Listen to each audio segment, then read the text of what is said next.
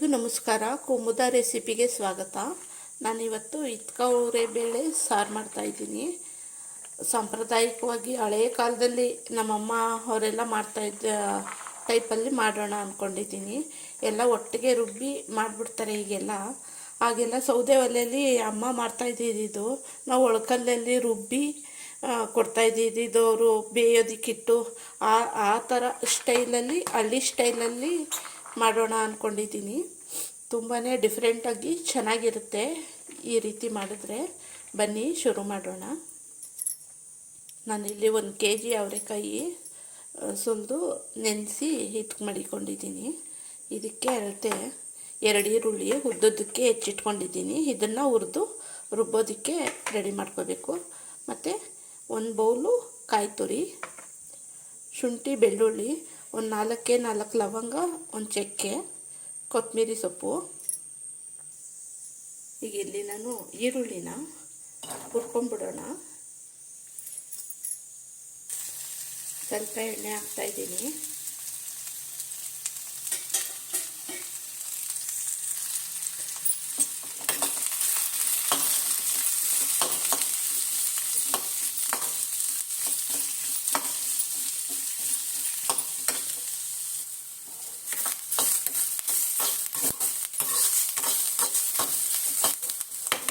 ಈರುಳ್ಳಿ ಚೆನ್ನಾಗಿ ಫ್ರೈ ಆಗಿದೆ. ಇದು ತಣ್ಣಗಾದ್ಮೇಲೆ ರುಬ್ಕೊಳ್ಳೋಣ. ನಾನೊಂದು ಪಾತ್ರೆ ಇಟ್ಕೊಂಡಿದ್ದೀನಿ. ಮೊದಲಿಗೆ ಒಗ್ಗರಣೆ ಮಾಡ್ಕೊಳ್ಳೋಣ.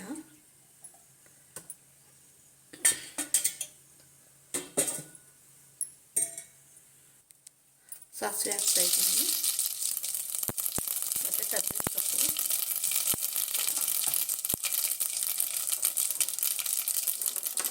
ಒಂದು ಅರ್ಧ ಈರುಳ್ಳಿ,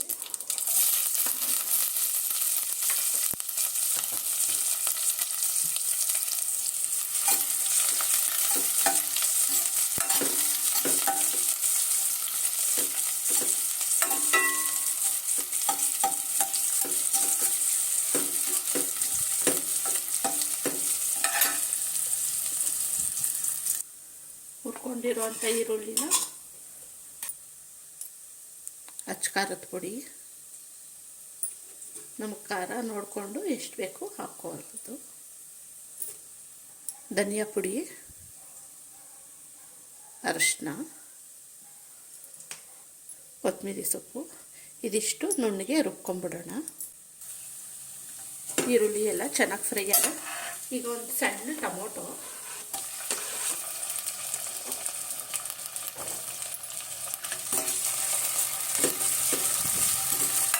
ಚೆನ್ನಾಗಿ ಮೆತ್ತಗಾಗೋ ತನಕ ಹುರ್ಕೊಳ್ಳೋಣ.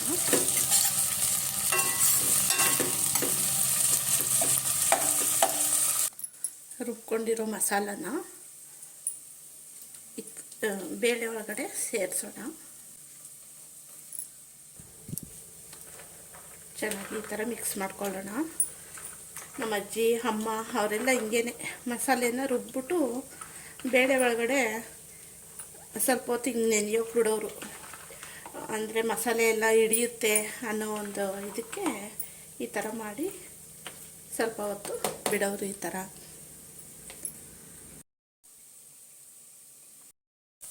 ಟೊಮೊಟೊ ಚೆನ್ನಾಗಿ ಮೆತ್ತಗಾಗಿದೆ.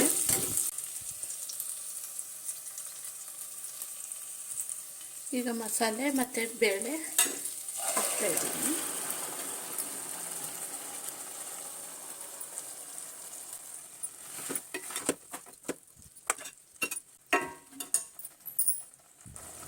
ಸ್ವಲ್ಪ ನೀರು ಸೇರಿಸ್ತಾ ಇದ್ದೀನಿ.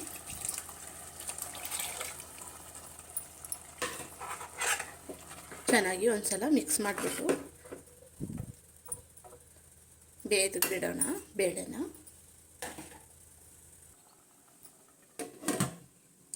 ಇದು ಬೇಯ್ತಾ ಇಲ್ಲಿ ನಾವು ಇನ್ನೂ ಒಂದು ಮಸಾಲೆ ರೆಡಿ ಮಾಡ್ಕೊಳ್ಳೋಣ. ಅಲ್ಲಿ ನಾನು 1 ಬಟ್ಲು ತೆಂಗಿನ ತುರಿ ಹಾಕ್ತಾಯಿದ್ದೀನಿ, ಲವಂಗ ಒಂದು 4 ಲವಂಗ, ಒಂದು ಚಕ್ಕೆ, ಮತ್ತು ಶುಂಠಿ ಬೆಳ್ಳುಳ್ಳಿ 1 ಗಡ್ಡೆ ಬೆಳ್ಳುಳ್ಳಿ, ಶುಂಠಿ 1 ಇಂಚು. ಇದನ್ನು ನುಣ್ಣಗೆ ರುಬ್ಕೊಂಡ್ಬಿಡೋಣ. ಮತ್ತು 1 ಸ್ಪೂನು ಗಸಗಸೆ, ಇದನ್ನು ಈಗ ನೈಸಾಗಿ ರುಬ್ಕೊಂಬರೋಣ. ಫುಲ್ ನೈಸಾಗಿ ರುಬ್ಕೊಂಡಿದ್ದೀನಿ.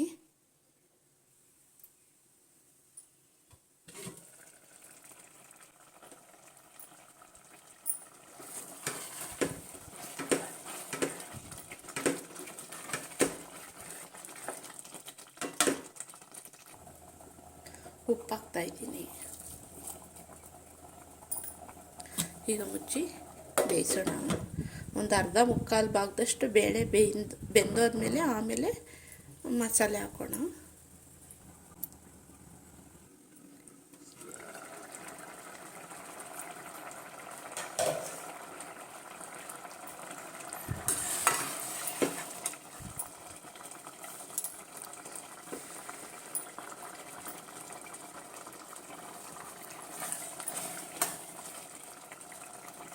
ಈಗ ರುಬ್ಕೊಂಡಿರೋಂಥ ಕಾಯಿ, ಗಸಗಸೆ, ಶುಂಠಿ, ಬೆಳ್ಳುಳ್ಳಿ, ಚಕ್ಕೆ, ಲವಂಗ ಇವಿಷ್ಟು ರುಬ್ಕೊಂಡಿರೋಂಥ ಮಸಾಲೆನ ಸೇರಿಸ್ತಾ ಇದ್ದೀನಿ.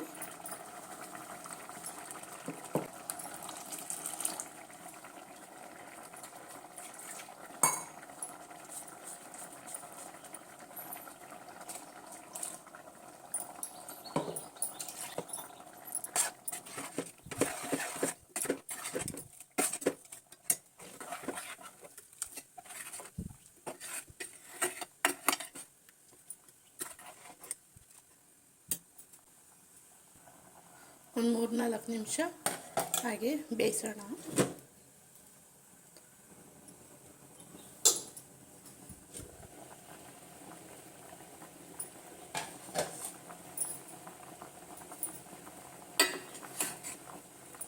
ಹಾಗೆಲ್ಲ ಸೌದೆ ಒಲೆಯಲ್ಲಿ ಇದೇ ರೀತಿಯೇ ಈ ಮೆಥಡಲ್ಲೇ ಮಾಡ್ತಾಯಿದ್ದಿದ್ದು. ಒಳ್ಕಲ್ಲಲ್ಲಿ ರುಬ್ಬಿ ಸೌದೆ ಒಲೆಯಲ್ಲಿ ಈ ಥರ ಮಾಡ್ತಾಯಿದ್ದೆ.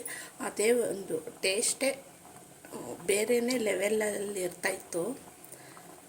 ಈಗೆಲ್ಲಿ ಎಲ್ಲ ರುಬ್ಬಿ ಎಲ್ಲ ಕುಕ್ಕರಲ್ಲಿ ಹಾಕಿ ಮುಚ್ಚಿ ಒಂದು ಸೀಟಿ ಹಾಕ್ಸ್ಬಿಟ್ರೆ ಸಾರು ರೆಡಿ ಆಗೋಯ್ತು. ಈಸಿಯಾಗಿ ಈ ಥರ ಮಾಡ್ಕೊಬಿಡ್ತೀವಿ. ಈ ರೀತಿ ಒಂದು ಸಲ ನೀವು ಟ್ರೈ ಮಾಡಿ, ಡಿಫ್ರೆಂಟಾಗಿ ಟೇಸ್ಟು ಚೆನ್ನಾಗಿ ಬರುತ್ತೆ. ಅಂದರೆ ಇದೆಲ್ಲ ಮಾಡೋದಕ್ಕೆ ತಾಳ್ಮೆ ಇರಬೇಕು, ನಿಧಾನಕ್ಕೆ ಬೇಯಿಸಿ ಮಾಡೋದಕ್ಕೆ. ಈಗೆಲ್ಲ ಫಾಸ್ಟ್, ಎಲ್ಲ ಬೇಗ ಬೇಗ ಆಗಬೇಕು, ಕೆಲ್ಸಗಳಿಗೆ ಹೋಗಬೇಕು. ಈ ಅರ್ಜೆಂಟಲ್ಲಿ ಈ ರೀತಿ ಎಲ್ಲ ಮಾಡಿಕೊಂಡು ಯಾರೂ ಅಷ್ಟು ಟೈಮ್ ಕೊಡಲ್ಲ. ಈ ರೀತಿ ಒಂದು ಸಲ ಟ್ರೈ ಮಾಡಿ, ಫ್ರೀಯಾಗಿ ಇದ್ದು ತುಂಬಾ ಚೆನ್ನಾಗಿ ಬರುತ್ತೆ ಸಾರು.